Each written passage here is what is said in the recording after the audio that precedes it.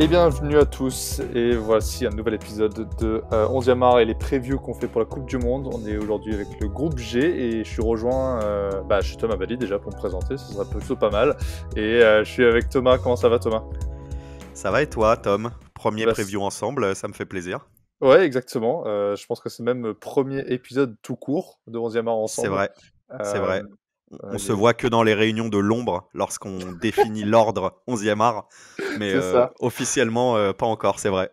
C'est ça. Donc voilà, on est avec le groupe G. C'est un groupe plutôt sympathique avec beaucoup d'équipes fort sympathiques à suivre et puis probablement l'un des favoris. On va démarrer justement avec l'un des favoris, c'est le Brésil. T'es allé à la rencontre de Marcelin Chamois de Lucarne Opposé, comment ça s'est passé? Ouais, exactement. Bah, ça s'est très bien passé. On va l'entendre dans une minute. Je t'avoue qu'il m'a fait un peu peur dans la revue d'effectifs. On a l'impression que c'est une véritable armée cette équipe brésilienne. Évidemment, moi je la place aussi en favori, hein. On voit l'effectif, on voit le niveau de jeu qu'est capable de produire Neymar et les attentes qu'il y a en plus envers cette sélection. Mais bon, je pense que je vais laisser Marcelin nous expliquer ça mieux que moi.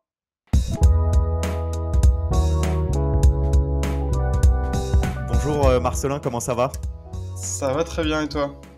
Ben, ça va, merci. Et merci encore à toi de t'être libéré et d'être avec nous pour faire un petit tour du Brésil en vue de la Coupe du Monde 2022. Alors évidemment, le Brésil, gros favori, qui fait partie des gros favoris de cette compétition. C'est quoi ton point de vue à toi, Marcelin? Et c'est quoi un peu la vision qu'on a de cette équipe du Brésil là-bas au pays? Le Brésil, oui, débute chaque Coupe du Monde avec l'idée de la gagner. Et là, cette année, c'est vrai que le groupe est assez impressionnant, surtout en attaque où il y a beaucoup de joueurs et beaucoup de qualité. Donc, oui, comme toujours, le Brésil attend de la gagner. Là, il y a déjà les débats pour savoir où ils vont mettre la sixième étoile sur le logo. Et je pense qu'ils ont effectivement les moyens d'aller au bout. Ouais, toujours très modeste, effectivement, là-dessus. Il y a plusieurs quand même interrogations, nous, qu'on voit vu d'ici. Déjà, il y a une personne qui se détache et qui est un peu la figure de proue de cette équipe brésilienne, c'est forcément Neymar. On a vu qu'il s'était un peu racheté une conduite au PSG et qu'il a fait une demi-saison plus qu'acceptable dans son club. C'est quoi un peu le rôle de Neymar dans cette sélection? J'imagine qu'il est leader. Là, ça va être sa troisième Coupe du Monde. C'était déjà le leader en 2018, où même si je trouve qu'il avait été plutôt bon dans le jeu, il avait été très critiqué avec les simulations ou exagérations. Donc, il doit aussi un petit peu se racheter par rapport à cette Coupe du Monde 2018. Après, les gens sont optimistes qu'effectivement, il fait un très gros début de saison avec Paris. Et puis, c'est aussi peut-être pas forcément sa dernière Coupe du Monde, mais la dernière où il est leader de l'équipe. Là, il a déjà 30 ans. Donc, il sait que s'il veut le Ballon d'Or, ça passe par ramener le Brésil, enfin, ramener la sixième étoile au Brésil. Il y a, bon, après, à part la génération Zico, mais sinon quasiment tous les grands joueurs brésiliens ont gagné la Coupe du Monde. Donc c'est ce qui lui manque pour être au niveau des Ronaldo, Ronaldinho ou Romario par exemple. Donc il est très attendu. Après, il arrive aussi un petit peu avec une polémique, parce qu'il a soutenu Bolsonaro pendant les élections, avec un soutien assez franc. On l'a vu faire des vidéos en soutien à Bolsonaro. Donc forcément, au Brésil, c'est vraiment très divisé au niveau des élections. Donc ça a déplu à une grosse partie de la population. Et finalement, il s'est mis un petit peu de pression sur les épaules avec ce soutien à Bolsonaro.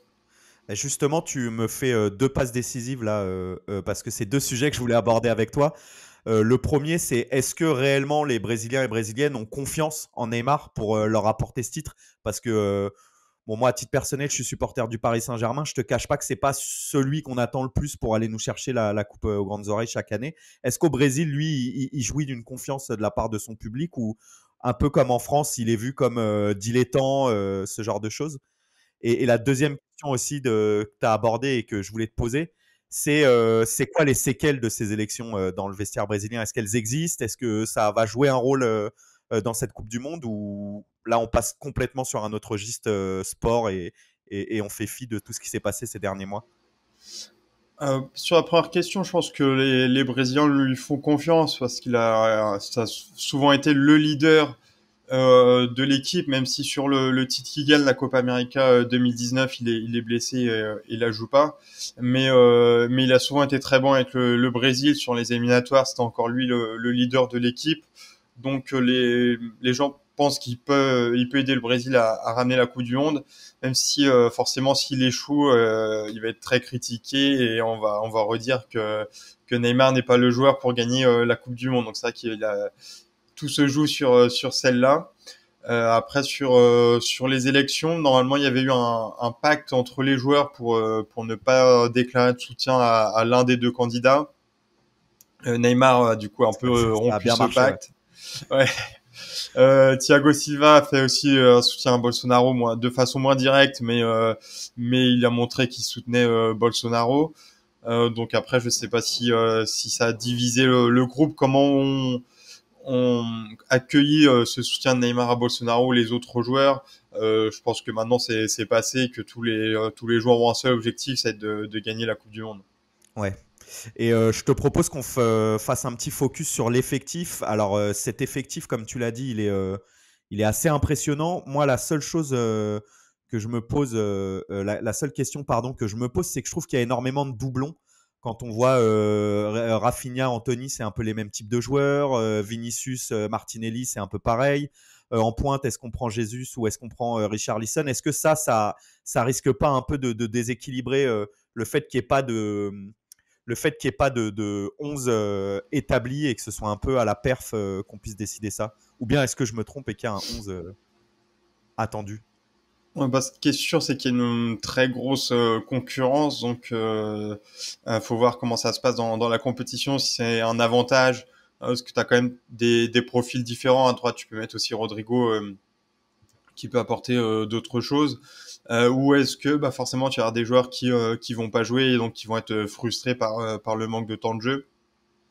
Mais je pense qu'au final, c'est quand même un avantage d'avoir autant de joueurs de qualité. C'est pas défini, même si Tich a montré quelques préférences. Je pense que Rafinha part titulaire à droite. Et après, c'est vrai que devant, je pense que Tich va mettre plutôt Jesus. Mais c'est vrai que Richarlison peut jouer aussi. C'est un profil qu'il aime bien. Pedro peut apparaître en cours de tournoi aussi. Donc il y a vraiment beaucoup d'options pour Tich. Après, c'est à lui de voir comment il va faire pour faire tourner tout ça. Ouais. Et vu d'ici, il y a un absent quand même sur cette ligne d'attaque. C'est Bobby Firmino, forcément, qui en plus s'était réinventé un peu à Liverpool avec un espèce de rôle de 10 hybride derrière les deux devant. Est-ce que cette absence, elle a fait parler? Est-ce qu'elle est comprise, justifiée ou est-ce que tout le monde s'en offusque? Bah, c'est le principal absent de la liste. Donc on en a parlé un petit peu, mais après les gens comprennent assez bien cette absence en fait à cause de tous les joueurs qu'il y a à côté. Okay, Rafinha, Anthony, ils ont été bons. Bah, Rodrigo aussi avec le Real, c'est très intéressant. Donc ça a pas fait grand bruit au final à cause de cette concurrence. On se dit pas peut-être que Firmino va manquer au cours du tournoi. Ouais. Il y a un autre joueur aussi dont je voulais te parler. Je sais qu'en plus, ça tient à cœur à notre boss Val, qui lui mise carrément sur Lucas Paqueta, homme du tournoi. J'avoue que moi, j'ai un avis bien différent depuis son départ de Lyon. J'ai l'impression qu'il a baissé un peu et que c'est moins impressionnant que ce qu'il faisait en Ligue 1. J'ai peur qu'on ait atteint ses limites. Comment est-ce qu'il est vu, lui, Paqueta, ici? C'est un titulaire quasi indiscutable, non, de cette sélection au milieu Il a été très intéressant sur les éliminatoires, surtout sur sa relation avec Neymar. On sentait les deux vraiment complémentaires. Après, ça a été un petit peu moins. Enfin, il y a d'autres joueurs qui sont arrivés, mais sur le début des éliminatoires, c'était vraiment Neymar, Paqueta qui. Le Brésil gagnait 2-0, tu avais un but de Neymar et un but de Paqueta. Donc cette association peut être un point fort du Brésil. Il faudra voir où il joue Paqueta, ce qu'il peut jouer soit dans le milieu, soit à gauche aussi. Donc on verra là si ça reste encore une inconnue pour l'instant, mais oui, c'est un joueur très important pour le Brésil. tactiquement, on va être assez classiquement dans ce qu'a fait Titch dans les autres compétitions. C'est un coach, j'ai l'impression, qui donne beaucoup de responsabilités à ses joueurs.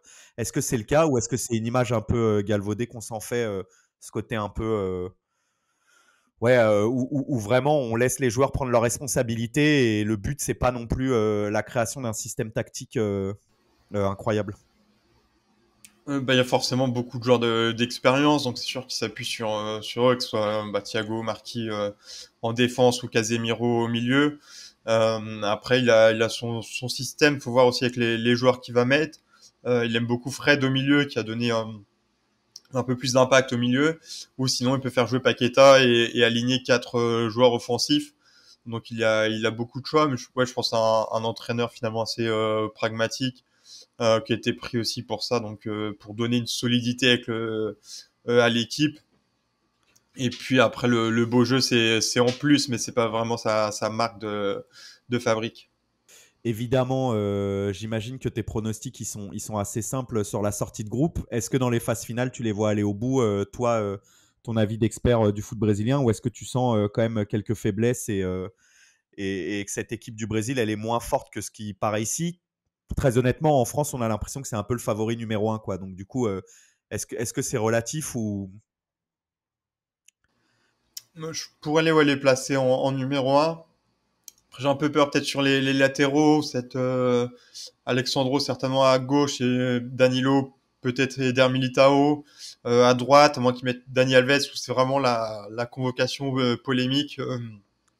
Je crois que 90%, il y a un sondage, 90% des personnes qui étaient contre la convocation de Dani Alves qui... Après, il a été pris pour son aura, j'imagine, non? Ouais, pareil, son rôle de leader, mais est-ce qu'il va jouer en cours de tournoi ou pas? Est-ce que c'est une bonne idée au final? On verra. Après, oui, forcément, avec la qualité du groupe, le Brésil arrive l'un des gros favoris. Même si le parcours peut être compliqué, parce qu'il y a le groupe Portugal, Ghana et Uruguay dès les huitièmes. Et après, je crois que ça peut faire Allemagne en quart, Argentine demi et finale France, par exemple. Donc, il y aura forcément des gros morceaux. Et en plus, il y a peu de matchs de préparation. Enfin, ils jouent quasiment jamais contre des sélections européennes hors Coupe du Monde. Donc, on l'a vu par exemple en 2018 où ils ont fait un bon match, mais c'est pas passé contre la Belgique. Donc, c'est le Coupe du Monde. Et c'est sûr qu'à partir des quarts de finale, c'est que des matchs très compliqués et très serrés. Ouais, évidemment. Est-ce que toi, tu as un joueur que tu nous conseilles de suivre particulièrement? Alors, en fait, c'est difficile parce que d'habitude, on essaie de repérer une révélation potentielle ou autre. Et ici, c'est vrai qu'ils sont déjà quasi tous révélés, même s'il y a des joueurs qu'on connaît un peu moins, comme Pedro, dont tu as parlé tout à l'heure. Mais est-ce que tu penses que cette Coupe du Monde, elle peut donner l'occasion à quelqu'un de s'exprimer plus que d'habitude?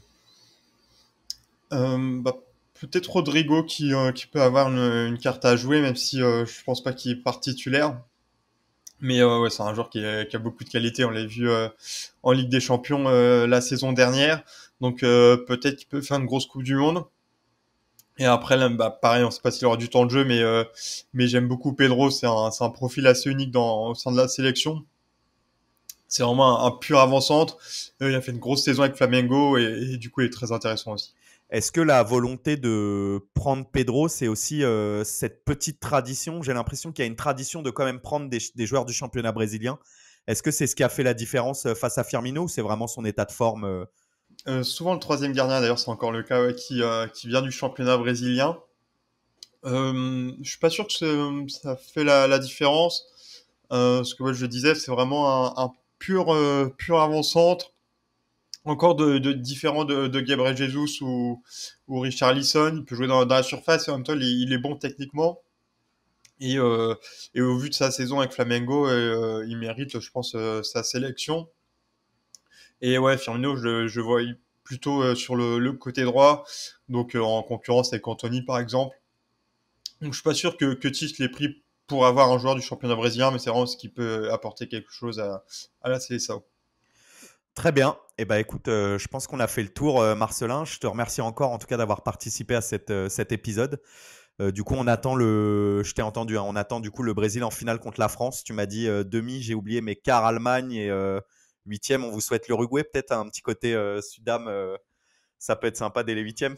Avec l'Argentine en demi, ouais, ça peut être le parcours un peu de rêve, surtout que bon, le Brésil a perdu la dernière Copa América contre l'Argentine.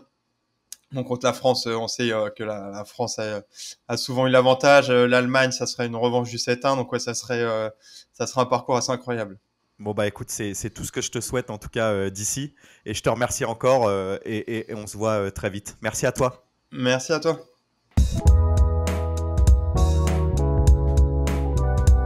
Et oui, bah du coup, franchement, c'est une belle nation à suivre. De toute façon, c'est le pays du foot. Et puis, bah, comme tu as dit avant l'interview, c'est que c'est probablement le plus bel effectif qu'il y aura à cette Coupe du Monde. Tu penses qu'ils peuvent aller jusqu'à où, toi?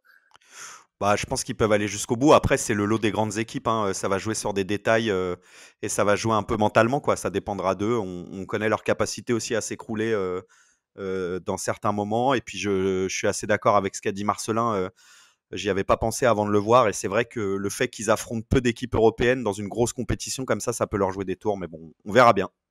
Voilà, c'est forcément une équipe à suivre, l'équipe de Neymar, mais il y a une autre belle équipe à suivre et qui, elle, est un peu moins connue, un peu moins le pays du foot par définition, mais qui monte en gamme avec une très belle génération. C'est la Serbie. Notre ami Bilal est à la rencontre de Lazar, qui est l'un des fondateurs de Footballski, pour nous parler de cette belle sélection. Toi, est-ce que tu as un joueur, toi, en particulier, que tu aimes bien dans cette sélection? Bah, en fait, je vais pas être très original, mais c'est vrai que moi, j'ai été impressionné ces dernières années par la montée de Vlahovic. À un moment donné, je me posais même la question de savoir s'il allait intégrer le cercle restreint des Mbappé Haaland et être peut-être le troisième de cette course-là. C'est vrai que là, autant sa deuxième partie de saison l'année dernière à la Juve, quand il y arrive, c'est assez impressionnant. Là, cette année, il est un peu moins bon. Pour le moment, il est blessé. J'ai vu des articles aujourd'hui qui s'inquiétaient là, de la double absence Mitrovic et Vlahovic. Donc Mitrovic aussi qui réalise une saison hors norme avec Fulham, que tu connais bien, Tom. Et donc voilà, à voir. C'est pareil, hein, y a une équipe solide et je pense que Lazare et Bilal vont nous décrire tout ça.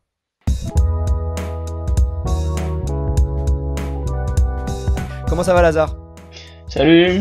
Écoute, on va pas perdre de temps, on va rentrer directement dans le vif du sujet. On a une nation qui paraît super intéressante à suivre sur cette Coupe du Monde. Première question, dans quelle dynamique la Serbie entre-t-elle dans la compétition? Globalement, la confiance, elle est à un niveau incroyable. Les gars, ils sont chauds patates. Pour te dire à quel point au pays, ils y croient. Il y a un nombre incalculable de titres qui ont été lancés ces derniers jours par des chanteurs locaux à la gloire des Orlovi pour la Coupe du Monde. Donc les gars, ils y croient, ils sont chauds. Pour revenir à ce que tu demandes au niveau de la dynamique, bah la dynamique elle est bonne. Sur les derniers matchs là qui étaient donc pour la Ligue des Nations, ça termine avec de très beaux résultats. Ça termine avec une victoire face à la Norvège 2-0 en Norvège et une victoire à domicile 4-1 face à la Suède.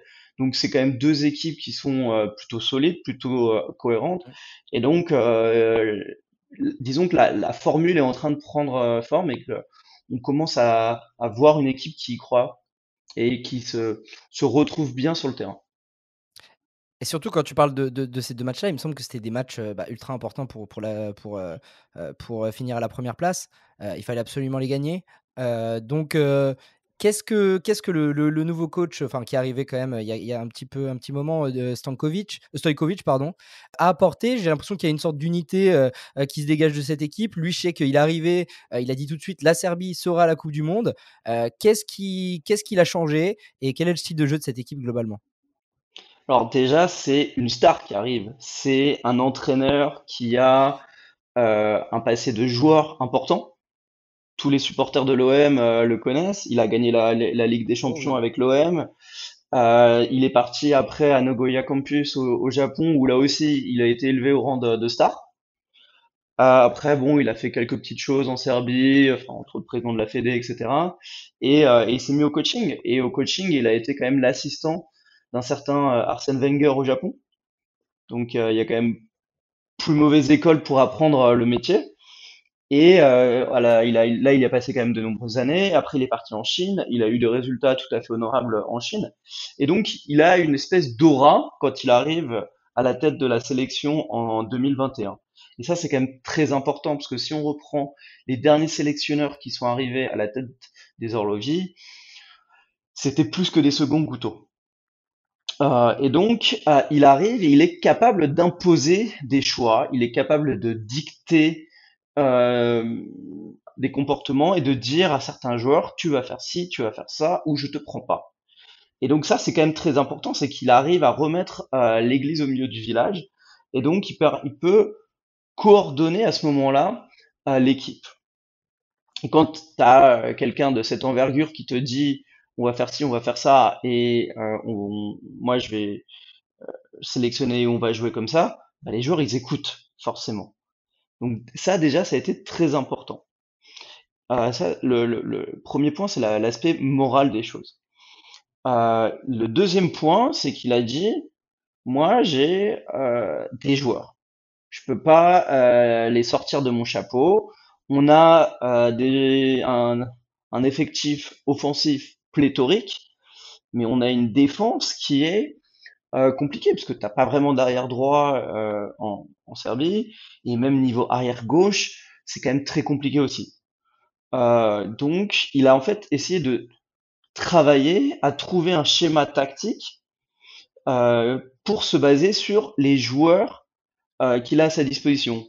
Et non l'inverse qui voudrait dire, en fait, on va choisir un format classique type 4-2-3-1 pour aller mettre des joueurs, les mettre dans des cases, même si c'est pas leur poste, qu'ils jouent pas là-bas, ou etc. Euh, et donc, il a en fait petit à petit un peu tâtonné, mais très rapidement, ça a été le format avec un format, une défense à 3, un milieu qui va dépendre un petit peu, on va dire, soit un milieu à 4, soit un milieu à 5. Et si c'est un milieu à 4, ça va être du coup avec un numéro 10 et deux attaquants devant. Ou, Mhm. ou deux numéros 10 et un attaquant devant. Donc, petite variation un petit peu. Mais l'idée, c'est, on a une ligne de 4, de 3 derrière, on a une ligne de 4 avec les deux ailiers et petite variation devant. Et donc, forcément, petit à petit, les résultats se sont améliorés. Euh, Ils ont une moyenne sur les 14 derniers matchs de un but encaissé par match, ce qui est pas si mauvais si tu considères que t'as pas de défenseur droit et que t'as pas de défenseur gauche. Et par contre, ils sont à une moyenne offensive qui est beaucoup plus intéressante, parce qu'on parle de 31 buts en 14 matchs. Et donc c'est là où Pixie l'a annoncé, on joue l'offensif. D'une certaine façon, si on veut s'enflammer un petit peu, il y a il y a un retour à la noblesse des Galacticos de l'époque Real Madrid. C'est, on sait qu'on n'a pas de défense, bon bah notre seul objectif c'est d'en mettre un but de plus que nos adversaires. OK, donc ça, c'est forcément une mentalité qui plaît et en plus de ça, il me semble que voilà, il y a quand même deux trois armes, offensives, hein. On peut citer Vlahovic, on peut citer Tadic, on peut citer, Mitrovic, et même Kostic, hein, forcément, qui joue, piston gauche, il me semble, dans cette équipe. Qu'est-ce qui, bah, voilà, bah, j'ai commencé à dire un petit peu le 11, mais c'est quoi le 11 globalement qui se détache? Et si jamais on avait, un joueur à suivre sur cette compète, qui ce serait et pourquoi, Nemanja Radonjic? Alors Nemanja, parce qu'il revient en fait, comme il y a 4 ans, il revient à Bâle à 6 mois de la Coupe du Monde. C'est exactement ce qui s'était passé à l'époque où Il a jamais été très mauvais en sélection, il me semble en plus, hein. ah non, c'est ça le pire entre guillemets, c'est que même quand il était à l'OM, ses passages en sélection étaient de plutôt bonne facture.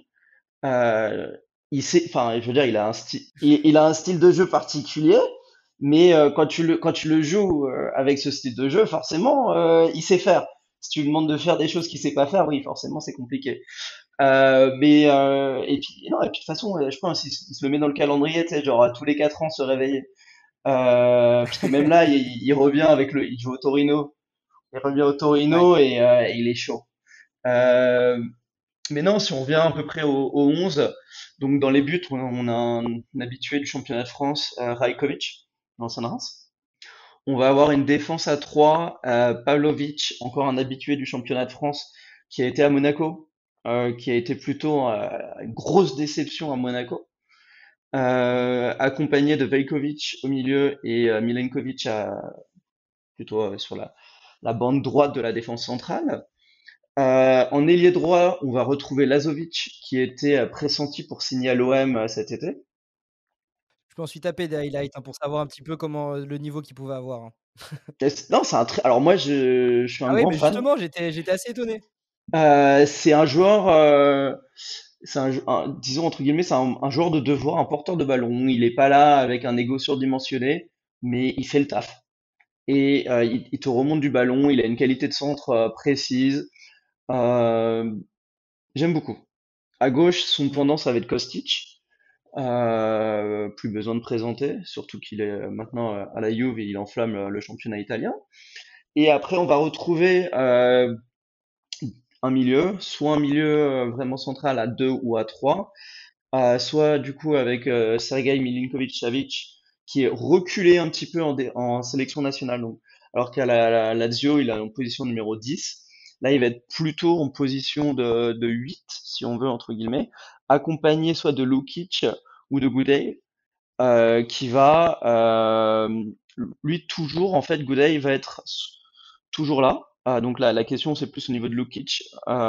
Donc Goudet, en fait, ce qui est très intéressant, c'est que il va être une ancre et il va en fait toujours venir redescendre, se placer au milieu de la défense centrale, donc soit à droite ou à gauche de Veljkovic pour venir casser les offensives. Et donc sur un schéma défensif, il va venir former une défense à 4 où on aura 4 centraux serbes en plus, donc des grands et forts. Donc on est quand même sur une équipe qui est peut-être l'équipe la plus grande de la Coupe du Monde. C'était le cas il y a 4 ans. Il y a de fortes chances que ce soit encore le cas cette année. Euh, Devant, on va retrouver Tadic en numéro 10 et du coup soit Vlahovic, soit Mitrovic, voire les deux ensemble si Lukic n'est pas là. Ok. Donc quand même une belle équipe, surtout offensivement. Qu'est-ce que tu m'as dit que le pays attendait ça avec impatience, que on se mettait à rêver. Quelles sont réellement les ambitions de cette sélection? Qu'est-ce que ça peut viser? J'ai l'impression qu'on parle assez ouvertement d'un huitième de finale. Il y a un groupe qui est ouvert. Bon, qu'est-ce qu'elle peut espérer cette Serbie? Alors déjà, en plus, j'ai pas forcément très bien répondu à ta question juste avant, parce que tu as demandé un joueur à suivre. Il y a un des joueurs, non, un des joueurs à suivre de façon un peu plus sérieuse, ça pourrait être Mitrovic. Parce que c'est aussi peut-être l'une des Coupes du Monde sur lesquelles il devrait se révéler. Et donc, qu'est-ce qui, entre guillemets, pourrait être à attendre? Une des fantaisies, mais qui a quand même du fondement, ce serait peut-être Mitrovic, meilleur buteur de la Coupe du Monde. Si les Serbes fonctionnent bien, on a deux pourvoyeurs de ballon. La grosse cote. Ouais, ça, pour le coup, c'est très grosse cote. Mais si les gars ils vont loin, ça peut se tenter avec des pourvoyeurs de ballon comme SMS, Tadic, Kostic, Lazovic. T'envoies du centre ou t'envoies de la profondeur, bah t'as un garçon devant pour les récupérer. Et donc, potentiellement face à des défenses pas très grandes ou un peu faibles, eh ben, on pourrait voir pléthore de buts. Ça, c'est une des premières réponses que je pourrais te donner. Et l'autre idée, c'est effectivement, comme tu le dis, un huitième de finale ouvertement annoncé. C'est ce que tout le monde va à peu près aller chercher. Forcément, le premier match face au Brésil va être décisif. Et de la même façon, le dernier match face à la Suisse rappellera des souvenirs. Et donc, comme souvent avec l'équipe serbe, ce qui va être important, c'est dans la tête. Il va pas falloir s'égarer. Il va pas falloir penser à justement ce match d'il y a 4 ans. C'est un nouveau match, c'est une nouvelle équipe, c'est un nouveau sélectionneur. Et donc, il y a un gros travail qui doit être fait de ce côté-là pour que dans la tête, les gars soient prêts, ne s'enflamment pas et soient à même de délivrer et d'offrir des sensations à tout un pays. Ok, bah écoute, c'est très clair et je pense qu'en plus de ça, vous avez le bon coach justement pour vous permettre de garder la tête sur les épaules et d'espérer aller le plus loin possible. En tout cas, c'est ce qu'on souhaite à la Serbie. Je te remercie Lazare d'avoir pu répondre à nos petites questions. On en a beaucoup appris. Tout le plaisir était pour moi. Merci pour l'invitation.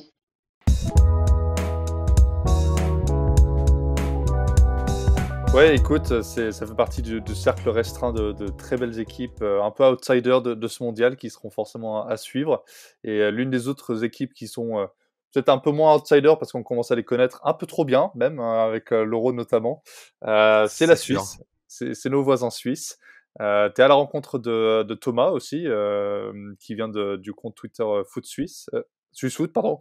Ça s'est passé comment et comment est-ce qu'ils abordent cette compétition?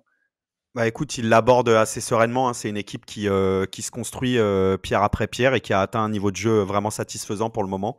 Ils sont en pleine confiance et je vais laisser Thomas détailler tout ça. Mais effectivement, ça participe au niveau relevé de ce groupe.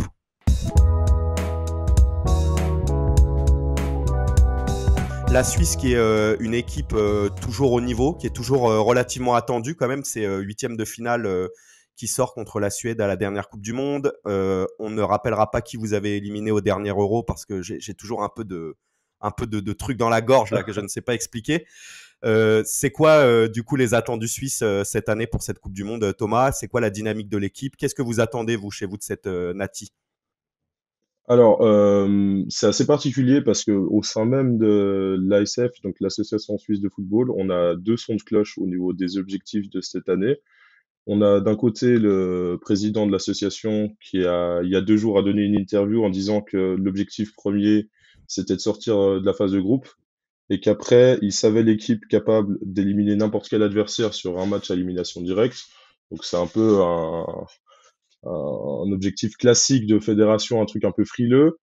Et de l'autre côté, on a le directeur des équipes nationales, Pierluigi Tami, qui lui annonce vouloir faire la meilleure performance de l'histoire de la sélection, c'est-à-dire notre meilleure performance, c'est un quart de finale, et lui, il veut améliorer cette meilleure performance, donc c'est en gros viser les Ok, demi-finales. donc objectif Donc ça, relevé quoi cette année. c'est ça c'est vraiment très relevé, on n'a jamais eu un tel objectif dans la sélection. Euh, ça, c'est au niveau officiel, on dira, enfin, je pense qu'en interne, l'objectif pour l'équipe, c'est les demi-finales. Et puis, ce qu'ils essayent de donner aux autres, de sortir de la phase Ok, de groupe, quoi. j'imagine. Et du coup, la dynamique, elle est comment au sortir de cet Euro? Vous sortez contre l'Espagne au tir au but, c'est quand même je me souviens avoir vu ce Exactement. match et malgré mon cœur brisé par tes joueurs rouges, j'avoue que j'avais été assez impressionné par la performance suisse pendant ce quart de finale et je les voyais bien aller plus loin. Du coup, la dynamique, elle est Ouais, ouais, restée bonne, on est toujours sur ce même type de performance. justement, en plus, contre l'Espagne, on finit en fait toute la prolongation à 10 contre 11, donc avec l'expulsion de Freuler. Oui, alors la dynamique, elle est restée très bonne, voire elle s'est presque améliorée parce qu'en fait, on sort de l'Euro et on se retrouve directement en phase de qualif pour la Coupe du Monde contre l'Italie, principalement, donc qui viennent d'être champions d'Europe. Et ces deux matchs contre l'Italie, on les maîtrise plutôt bien, voire très bien, parce qu'on perd aucun des deux matchs. Donc on les tient en échec les deux fois, et dont le match retour en Italie, à Rome, où l'Italie est un peu obligée de gagner parce que voilà, on leur a mis un peu la pression au classement, et on se retrouve à dominer largement l'Italie pendant les 35 premières minutes. Je pense que c'est les 35 meilleures minutes que j'ai vues de la Nati de ma vie. Ils savaient plus où donner de la tête. On avait notamment Okafor qui leur posait beaucoup de problèmes. Et donc, au final, on finit les qualifications devant l'Italie. Donc, on envoie l'Italie en barrage. Donc, c'est quand même une sacrée performance, sachant qu'ils viennent d'être champions d'Europe. Et ensuite, là, récemment, en Ligue des Nations, on a battu le Portugal au mois de juin 1-0 à domicile, et l'Espagne 2-1 en Espagne très récemment, il y a un mois et demi, là. Donc, c'est quand même des performances qui donnent confiance pour la Ok, suite, quoi. ouais, effectivement, la dynamique, elle est restée très bonne. C'est bien que tu m'en parles parce que justement, je voulais faire un petit tour d'horizon de l'effectif et notamment parler d'Okafor, qui est un peu la sensation locale. J'ai vu qu'en attaque, vous étiez. Alors, tu vas peut-être me reprendre, mais j'ai l'impression que s'il y a du déséquilibre, c'est peut-être du côté de l'attaque avec Mbolo qui s'impose visiblement comme titulaire, mais je connais mal les autres joueurs qui l'accompagnent. Qu'est-ce que tu penses de cet Mhm. effectif, toi? Est-ce qu'il est équilibré? Est-ce que ça te paraît cohérent à mettre en perspective avec les objectifs? Alors, justement, au niveau de l'attaque, on a un peu de nouveauté ces dernières années. Enfin, depuis que Murat Yakin a pris la tête de la sélection. Donc, il a lancé clairement Okafor dans le grand bain avec la sélection. Okafor, cette saison, c'est 3 buts en 6 matchs de Champions League. C'est un joueur extrêmement talentueux qui, encore il y a quelques jours, est annoncé du côté de Manchester City pour 35 à 40 millions. Donc, c'est quand même des grosses sommes déjà à ce niveau-là. C'est un joueur qui nous fait vraiment énormément de bien grâce à sa polyvalence, notamment sur le front de l'attaque. Il peut jouer un peu partout. Il est extrêmement rapide, il a une grosse frappe de balle, une bonne finition. Donc, c'est des joueurs qu'on n'a pas forcément l'habitude de trouver par chez nous. On a toujours le petit Vargas aussi qui a déjà joué quelques bouts de match pendant l'Euro. Là, il est amené à prendre un rôle beaucoup plus important dans la sélection. Donc, moi, je le vois titulaire à la Coupe du Monde. Il fait des bonnes prestations avec Augsburg en Bundesliga. De nouveau, un joueur rapide, technique, avec une bonne qualité de centre aussi, une bonne qualité de frappe. Donc des joueurs sur les côtés, on aura certainement Okafor et Vargas, donc des joueurs rapides, techniques, chose qui manquait un peu ces dernières années chez nous. Et en pointe, comme tu l'as dit, Mbolo devrait partir comme titulaire. Donc c'est un joueur qui réalise la meilleure saison de sa vie actuellement. Il a mis 8 buts, sauf erreur, toute compétition confondue avec Monaco. Il a clairement pris sa place dans l'attaque là-bas où il y a un tournus qui a effectué. C'est un joueur ultra physique qui pèse clairement sur les défenses, qui a un gros volume de jeu, une grosse vitesse. C'est pas forcément le joueur qui marque énormément de buts, même si cette saison il commence un peu justement à s'améliorer sur ce côté-là. Mais c'est clairement un joueur essentiel dans le jeu suisse, parce qu'on peut clairement se reposer sur lui, que ce soit dos au but ou en profondeur, il arrive à faire les deux. Et alors après, au niveau d'équilibre, je pense que on a une équipe extrêmement équilibrée, y compris au niveau de l'attaque. C'est plus au niveau des latéraux où on a des lacunes, des grosses lacunes, je dirais presque. D'ailleurs, dans la liste de Murat Yakin, on n'a que 2 latéraux de métier et le reste, c'est des joueurs qui seraient un peu appelés à jouer les pompiers en cas de Du problème, coup, quoi. c'est quoi? C'est 4-4-2, 4-3-3 assez classique avec les 2 ailiers dont tu parlais tout à l'heure? Nous, on a un peu une image du foot suisse qui est un peu à l'image des Suisses, mais ça, c'est très français. Le côté très rationnel, très posé, très, très intelligent, entre guillemets. Et du coup, comment est-ce que tactiquement, ça se traduit Alors, ces derniers temps, ça partirait plus sur un 4-2-3-1, donc avec Xhaka et Freuler, So ou Zakaria. Ça, on ne sait pas encore parce qu'on a 3 joueurs qui peuvent prétendre être titulaires au milieu de terrain. En défense centrale, je l'ai pas évoqué, mais Akanji et Elvedi titulaires, Widmer sur le côté droit, excellent joueur, Widmer très sous-coté aussi d'ailleurs. Et Ricardo Rodriguez sur le côté gauche. Alors justement, Ricardo Rodriguez, c'est plus le joueur que c'était, malheureusement. Il arrive un peu sur la fin de sa carrière à haut niveau, on dira. Et après, donc en attaque, milieu de terrain, donc on aurait Vargas à gauche, Okafor à droite, Shaqiri en 10 et Mbolo en pointe, avec Seferovic sur le banc qui peut rentrer et planter des buts comme vous avez pu le voir contre J'ai la aucun France. souvenir. C'est ça. Donc ouais, ce serait plutôt un 4-2-3-1 avec donc ce qui est intéressant, c'est qu'on a une grosse force par zone du terrain. Donc Akanji qui est aussi dans une forme étincelante. Il a été élu joueur du mois d'octobre à Man City. Xhaka, double meilleur joueur du mois d'octobre et mois de novembre à Arsenal, qui fait une saison stratosphérique. Et devant Mbolo, Okafor qui sont dans des super formes aussi. Donc c'est extrêmement intéressant. Puis au but, je l'ai pas mentionné, mais évidemment, on aurait Yann Sommer si tout va bien. Il a eu une petite alerte récemment avec un problème à la cheville. Là, on l'a vu à l'entraînement hier. Normalement, il n'y aura aucun problème. Il devrait pouvoir tenir sa place. Et même si c'est pas le cas, on a encore Gregor Kobel, titulaire à Dortmund, qui fait aussi une très grosse saison. Donc à ce niveau-là, on est blindé, quoi. C'est bien parce que tu as répondu à 2 questions que j'allais te poser. Déjà, sur la liste des gardiens, Voilà, tu vois. je me posais la question de savoir si c'était plutôt Sommer ou Kobel qui était privilégié, mais donc Alors c'est clairement Sommer qui est devant dans la hiérarchie, en tout cas encore pour cette Coupe du Monde-là, parce qu'il nous a fait des performances assez exceptionnelles à l'Euro et qui nous a jamais déçus en au tir au sélection. but peut-être, non? Et c'est sûr J'ai un, que j'ai au un tir vague au but, souvenir comme ça. c'est possible. Ouais, non, il avait encore sorti des tirs au but contre l'Espagne. Et puis, bah, récemment, il sort sur c'est lui d'ailleurs qui nous empêche, enfin, qui nous donne le point du match nul contre l'Italie enfin, il n'a pas vraiment, c'est plus Jorginho qui a loupé son penalty, mais il avait déjà arrêté un tir au but de Jorginho au premier match de qualification contre l'Italie. Et enfin, il est sur une énorme série au tir au but. Il avait arrêté 2 tirs au but de Ramos dans le même match. Enfin voilà, c'est vraiment un gardien qui est devenu monstrueux au tir au but et personne ne l'attendait. Et j'imagine bien, on a un autre aussi, j'avais une autre petite interrogation, mais tu as un peu répondu. C'est sur la forme de Granit Xhaka. C'est un joueur qui est relativement instable et qui performe plus ou moins bien en fonction des saisons. Là, pour bien suivre le championnat anglais, effectivement, il est stratosphérique et j'en suis d'ailleurs le premier étonné parce que c'est pas le joueur sur qui j'aurais misé. Lui, c'est votre capitaine indiscutable ou bien ça joue avec Shaqiri? Ouais. C'est quoi l'ancien qui stabilise? Alors, clairement, Xhaka, c'est le leader incontestable de l'équipe, que ce soit sur et en dehors du terrain. Nous, on a des images qui ont énormément tourné du côté de la Suisse pendant quand on a éliminé la France. En fait, c'est clairement lui au début des prolongations qui a rassemblé l'équipe à un point extraordinaire.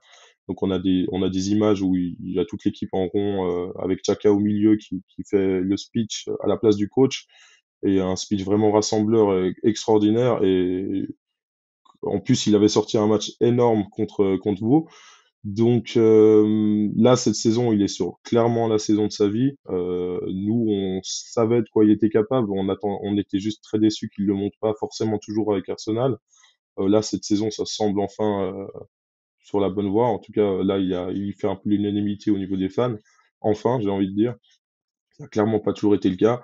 Et après, comme tu disais aussi, Shaqiri, alors lui, il est un peu frustré parce qu'il aurait voulu être celui qui est capitaine parce que c'est quand même le plus expérimenté de l'équipe. Il en est à sa 4e Coupe du Monde là, donc ça commence à faire une sacrée expérience.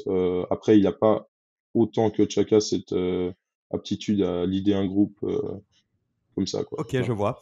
Bah écoute, si je te suis, tous les voyants sont au vert. On arrive à la fin de cette petite entrevue. Est-ce que tu peux me donner du coup ton pronostic et peut-être le joueur à suivre côté suisse sur lequel tu vas te focaliser? Ouais, alors pour un pronostic, pour moi, je pense que le plus compliqué pour nous, vraiment, ce sera de sortir des groupes, parce qu'on a un groupe ultra compliqué. La Serbie, le Brésil et le Cameroun, c'est quand même des sacrés Quasi morceaux. similaire à En plus, 2018. c'est ça, en 2018, on avait déjà la Serbie et le Brésil. On avait tenu en échec le Brésil un partout et on avait gagné un peu miraculeusement contre la Serbie 2-1 en toute fin de match, but de Shaqiri. Là, ils auront clairement un esprit revanchard. En plus, nous, le Cameroun, c'est des équipes qu'on n'a pas du tout l'habitude de jouer. La dernière fois qu'on a joué une équipe africaine en phase de groupe, c'était le Togo en 2006. C'est vraiment des équipes. Là, on a un match amical de prévu contre le Ghana juste avant la Coupe du Monde, donc ça va peut-être nous faire du bien à ce niveau-là. Je pense qu'au niveau de mon pronostic, si on passe les groupes, ce qui sera le plus compliqué, comme Dominique Blanc, le président de la SF, je pense que sur un match, on peut battre n'importe qui. Maintenant, le problème, c'est qu'en 8e de finale, ce serait certainement ou le Portugal ou l'Uruguay. Si c'est le Portugal, malheureusement, je ne vois pas passer parce que ces dernières années, on les a battus, mais on s'est aussi fait battre, surtout sur les matchs à enjeu contre eux. C'est-à-dire le dernier match de qualif pour la Coupe du Monde 2018, on perd là-bas. La demi-finale de Ligue des Nations qu'on joue contre eux, on la perd 3-1. Donc je pense que le Portugal, ça passerait pas malheureusement. Par contre, l'Uruguay, je nous vois passer, aller en quart de finale. Et après, en quart de finale, qui sait Advienne que ce qui pourra, peut ouais. se passer. Et le petit joueur, on C'est reste sur ça. Okafor du coup? Le joueur à suivre, clairement sur cette Coupe du Monde, ce sera Okafor. Et après, on a d'autres petites pépites, mais qui seront certainement pas amenées à avoir des minutes prochainement. Mais je pense à Ardon Jachari, notamment, qui est amené à être le futur Xhaka en équipe suisse, on espère. Super joueur avec une excellente frappe de balle, capitaine à 20 ans de son club. Écoute, Voilà, c'est quoi. parfait, c'est exactement ce que j'ai dit à Amin El Amiri, le spécialiste Maroc. Je vais garder ça sous le coude et puis je vais en parler en soirée en faisant comme si c'était mon tips à moi. Donc C'est ça. merci Thomas, merci beaucoup pour cette entrevue. C'est rien, Eh ben, merci je à vous vous. souhaite d'aller le plus loin possible sans l'étape française cette fois, s'il te plaît. Et, On espère tous, hein, et non, je- vraiment. En finale, oui, peut-être. peut-être, mais cette fois pour nous, s'il te plaît. Et je te souhaite du coup une bonne Coupe du Monde. Merci, À vous aussi. bientôt. Merci beaucoup.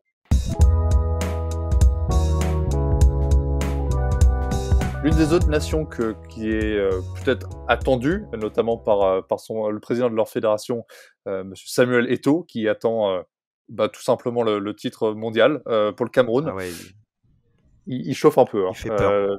le petit Samuel Eto'o. On est allé, Flo est allé à la rencontre de Raphaël de Griffe de Foot. Bon, il y a beaucoup d'attentes, évidemment, pour une nation qui a accueilli la CAN cette année, ou l'année dernière plutôt. Toi, tu imagines comment ce groupe finir?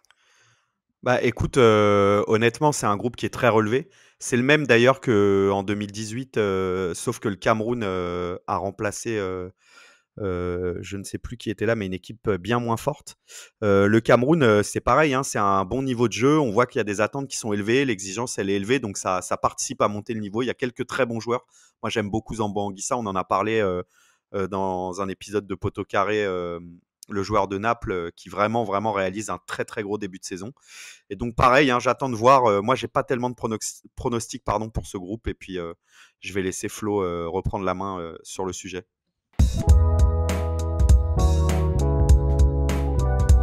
Première question que j'ai envie de te poser sur le Cameroun et cette Coupe du Monde. On en est où dans les dynamiques de cette équipe? Je rappelle que le Cameroun n'avait pas participé à la Coupe du Monde 2018 en Russie, après 2 Coupes du Monde en 2010 et en 2014 à laquelle l'équipe camerounaise s'était qualifiée. Donc il y a déjà un petit goût un petit parfum de retour du Coupe du Monde qui tourne au Cameroun. Et ouais, quelle est cette dynamique? On se souvient, la dernière image qu'on a nous en tête, c'est l'élimination en barrage, enfin la qualification en barrage face à l'Algérie avec le but de Toko Ekambi. Qu'est-ce que tu peux nous dire sur la dynamique actuelle? Termes d'engouement, je pense que le président de la fédération, Samuel Eto'o, en a dit un peu plus sur sa vision, son idée, c'est son idéologie même, c'est de remporter ce mondial. Et quand il dit remporter le mondial, il pèse ses mots en disant qu'il y croit vraiment, parce que il a pris, pour exemple, son cas personnel, qui était celui de l'Inter en 2010 que Qui personne n'était ne pas voyait. favori? Voilà, et qui a réussi à remporter. Maintenant, tu me diras que voilà, dans l'équipe de l'Inter, tu avais quand même des Ouais, gros il y avait noms des bons joueurs. Voilà. Mais je pense que globalement, son idée, c'est de toucher pas juste le Cameroun, dont il est le président, mais de toucher tous ces pays africains qui vont souvent petits bras à ces Coupes du Monde, mais en ayant des joueurs qui évoluent dans les mêmes clubs que ces grosses nations de football. Donc, il veut essayer de sortir de cette idéologie-là que non, les pays africains vont juste pour du tourisme, et non, il veut certainement mettre une certaine forme de pression, mais une pression positive au Cameroun. Tu nous parlais effectivement de ces objectifs. Moi, je trouve qu'il y a une belle équipe du Cameroun, mais qui paraissent quand même quasi inatteignables. En tout cas, l'objectif affiché par Samuel Eto'o, on imagine que lui, c'est à la fois un objectif peut-être qu'il va afficher devant les médias pour essayer de galvaniser le groupe et que peut-être qu'il y a quelque chose derrière à aller chercher. Si on se pose la question, au-delà de ce que disait Samuel Eto'o, ça serait quoi une Coupe du Monde réussie là pour le Cameroun?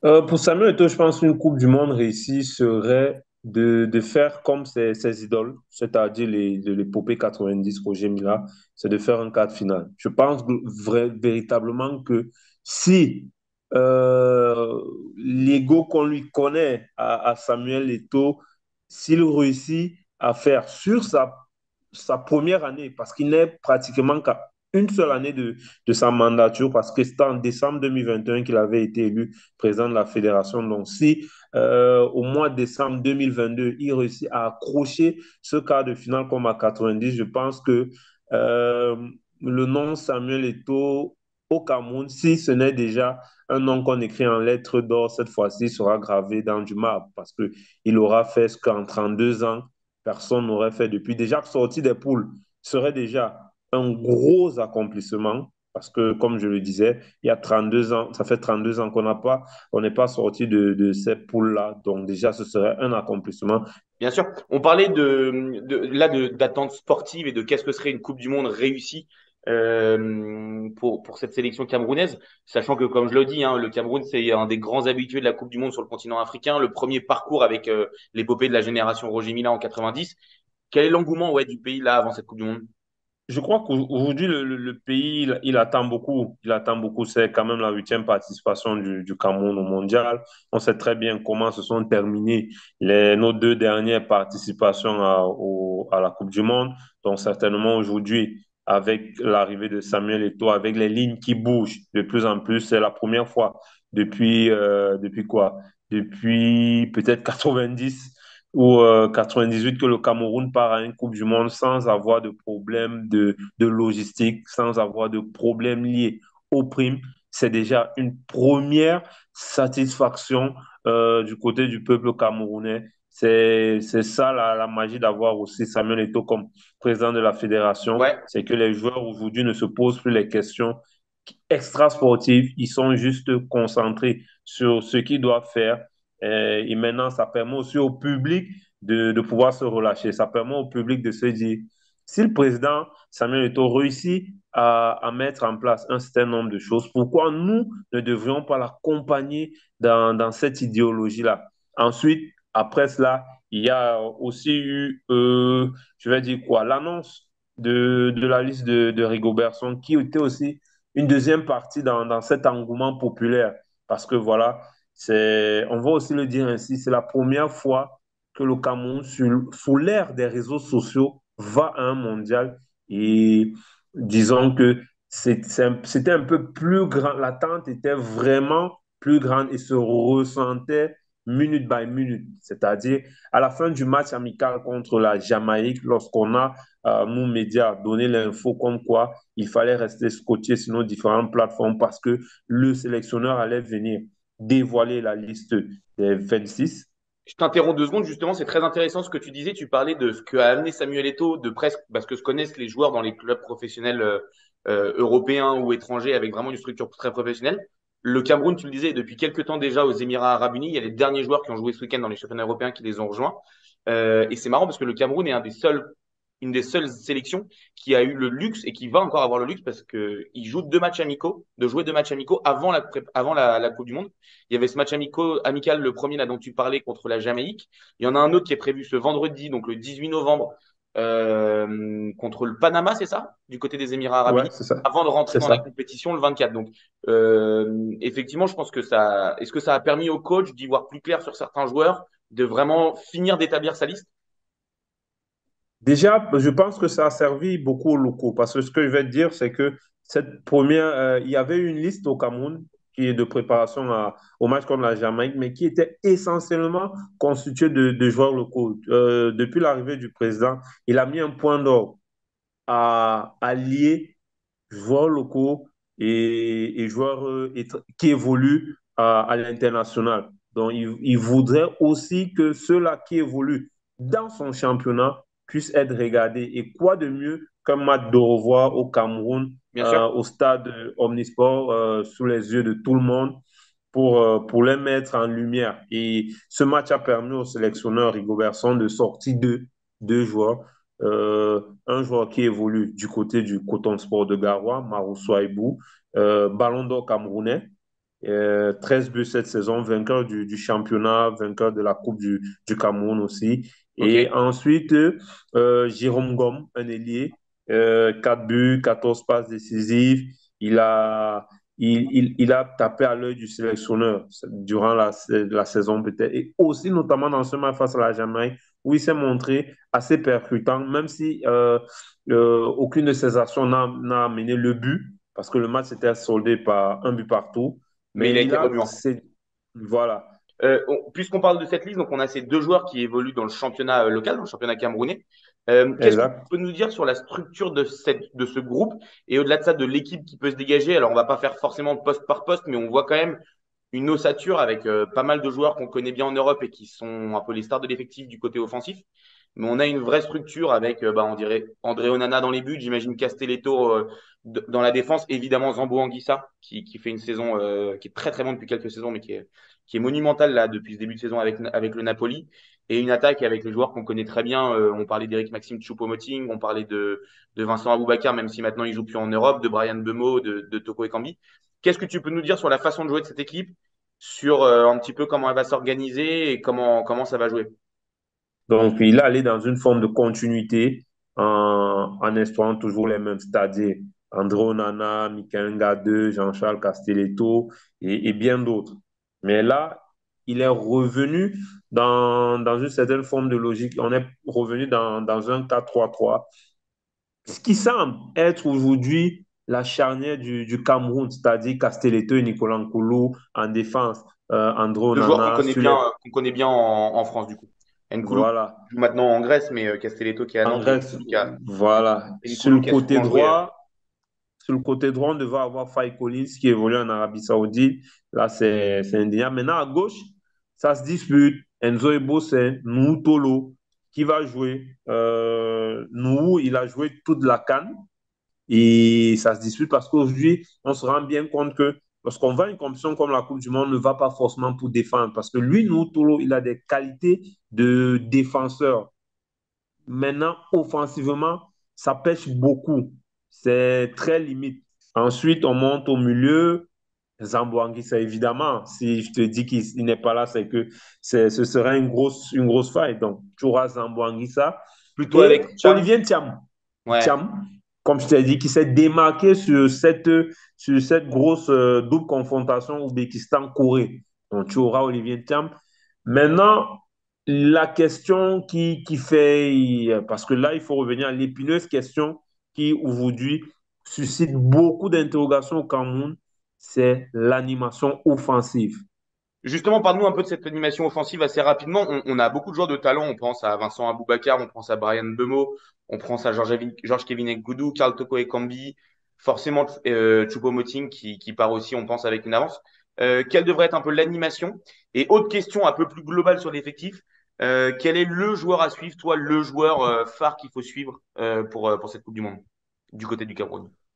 Bon, déjà, je pense que le joueur phare qu'il faudrait suivre, pour moi, je pense que c'est Brand Bemo. Parce que Ok, je pense que ses qualités, on ne les a pas au sein de l'effectif. C'est un joueur capable de prendre l'aspiration sur son couloir. C'est un joueur capable de ne même pas être sur le couloir, c'est-à-dire il peut être hybride, il peut être sur un côté, il peut être dans l'axe, il peut jouer demi-neuf comme il le fait avec Ivan Toney du côté de de Bradford. Brentford. Donc, ça peut être quelqu'un dont les qualités vont beaucoup servir à la sélection si on arrive à trouver ce joli assemblage en attaque. Donc, je pense que véritablement, c'est de lui que peuvent venir des situations chaudes parce que ses qualités, on ne l'a pas en sélection actuellement. On n'a pas deux joueurs qui peuvent prétendre jouer, comme je te l'ai dit, hybride au sein de cette Ouais, sélection. Maintenant, pour l'animation offensive, comme tu as dit, Romain, on est parti avec 10 attaquants.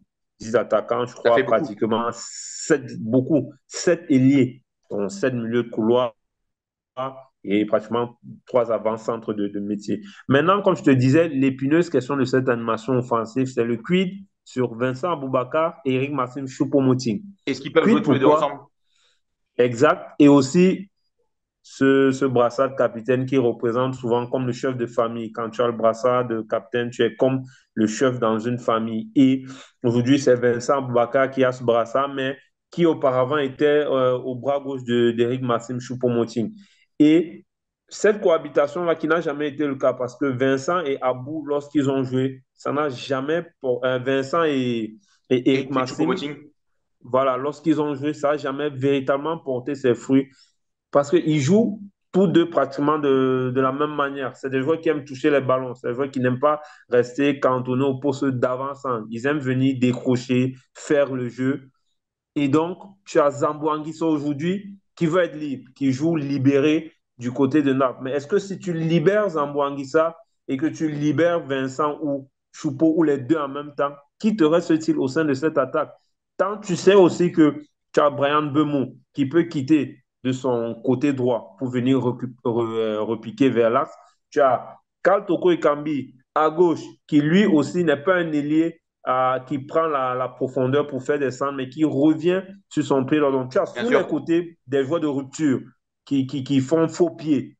Donc, si en ce moment-là, tu as des joueurs faux pieds et des attaquants qui ne sont pas au niveau de l'axe, ça te pose déjà un problème de comment se créer des occasions. Donc, il y a ce choix-là, ce choix cornélien que devra gérer le manager sélectionneur Rigobertson. Mais je pense que c'est quelqu'un qui connaît aussi l'histoire du brassard dans cette équipe. Ouais. Eh ben, écoute, c'est très clair. J'ai une dernière question. Question rapide, réponse rapide. Si tu dois me dire la petite pépite, le joueur à suivre, mais qu'on s'attend pas forcément, quelle va être pour toi la surprise, le joueur à suivre? Tu nous parlais aussi de Brian Demeaux. Moi, je suis un peu produit local, comme je te l'ai dit, mon média, pas du local. Je pense que si le sélectionneur donne quelques minutes à Marou Souaibou, le joueur de Coton Sport de Garoua, je me dis, il peut avoir des étincelles.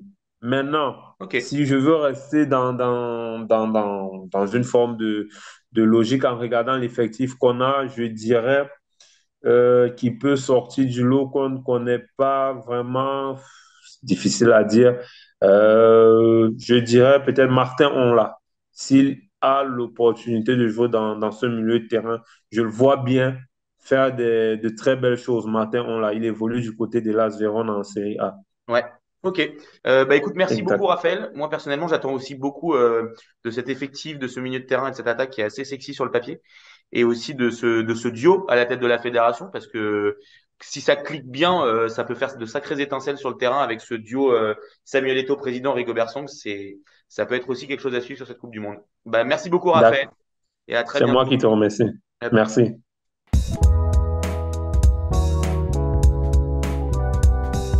Ouais, écoute, forcément, beaucoup d'attentes de la fédération. Samuel Eto'o, évidemment, est arrivé en grande pompe avec sa grande valise et ses grandes idées. Bon, Ouais, moi, elle est grande, personnellement, hein. Elle est ah, vraiment elle est grande, hein, sa valise, hein. très grande, très très grande. Euh, Moi, j'imagine évidemment le Brésil finit en premier. Je pense que ça fait partie au-delà des favoris. Je pense que ça fait partie des 2 ou 3 favoris pour ce mondial, avec l'Argentine notamment. Je mettrai une petite pièce sur la Serbie qui peut vraiment faire quelque chose de très sympa. Bon, écoute, Thomas, je pense qu'on va surtout se souhaiter un bon mondial. Exactement. Et leur souhaiter un bon mondial aussi, hein, tous Évidemment. ces participants du groupe G, parce que très honnêtement, là, entre les 3, Suisse, Serbie, Cameroun, je saurais pas te dire la main sur le feu qui passerait derrière le Brésil, quoi.